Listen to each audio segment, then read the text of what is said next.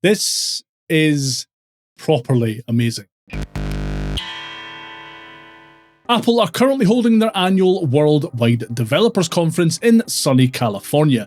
And during their keynote presentation thing, they announced huge changes to pretty much all of their operating systems.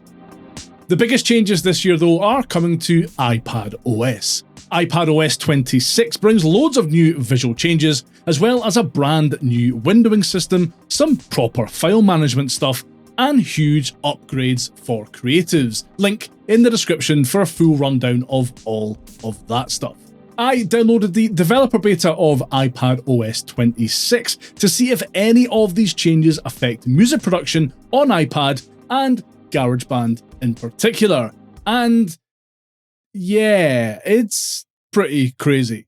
A quick word of warning though, the beta version of iPadOS 26 is very unstable and very buggy.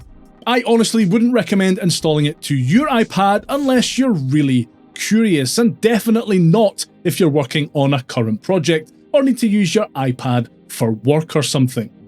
As a YouTube person, I do stupid stuff like this for views. You're likely far more sensible and responsible.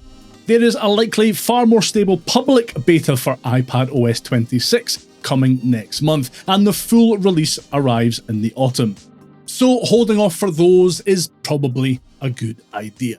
Anyway, here's all the stuff you probably clicked on this video to see. Importing samples, audio files, and MIDI files into GarageBand on iPad is a whole lot easier in iPadOS 26. As it currently stands, to get a sample into GarageBand for iOS, you need to open the Loop browser, tap on Files, tap on Browse Items from the Files app, then find the singular file you want to import, select it, and then wait for it to appear in GarageBand's file menu, and then drag it into your GarageBand project. It works, but it's slow, fiddly, and you can't preview samples before bringing them into GarageBand. In the iPadOS 26 beta, you have the option of the very macOS-like windowed apps to have multiple apps open in their own resizable windows. With this setup selected, I can tap and drag on the bottom corner of GarageBand for iOS's window to make the window smaller.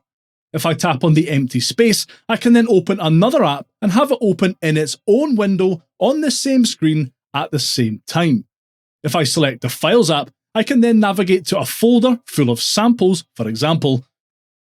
I can then tap and hold on a sample and select Quick Look to preview it.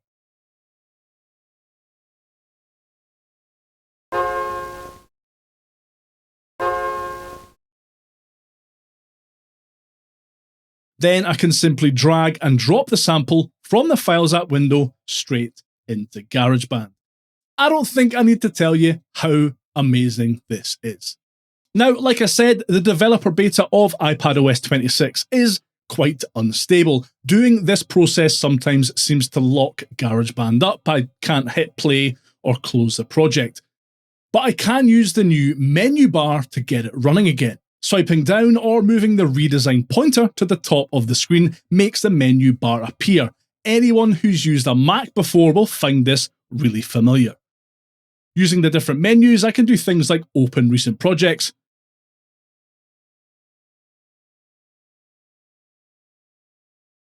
I can do things like split, join, copy, paste, or loop regions. I can toggle automation or the remix track on or off. And I can access basic transport controls like start, stop, toggle metronome, or toggle the count-in on or off.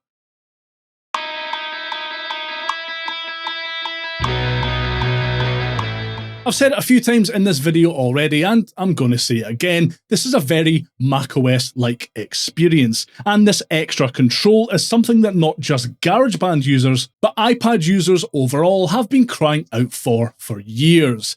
Good stuff. Finally, and maybe most excitingly, in Control Center, which you can still access by swiping down from the top corner, there's this new GarageBand specific menu that you'll see when the app is open. From here, I can turn on the new global noise cancellation feature for the current microphone.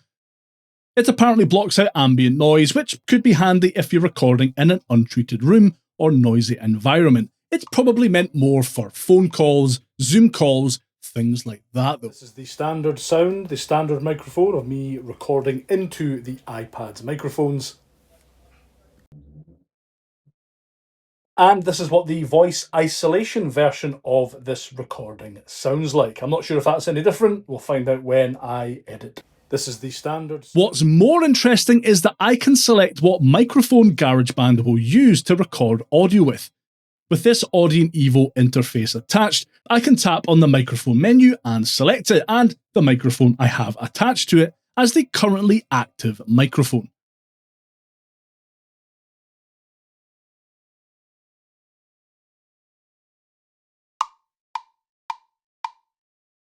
So I have the Audient Evo and this Rode NT1 microphone set as the microphone at a system level on the iPad at the moment.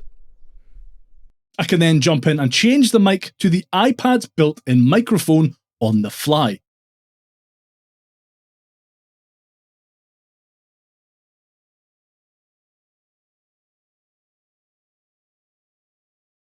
And this is now the microphone on the iPad picking up my voice instead.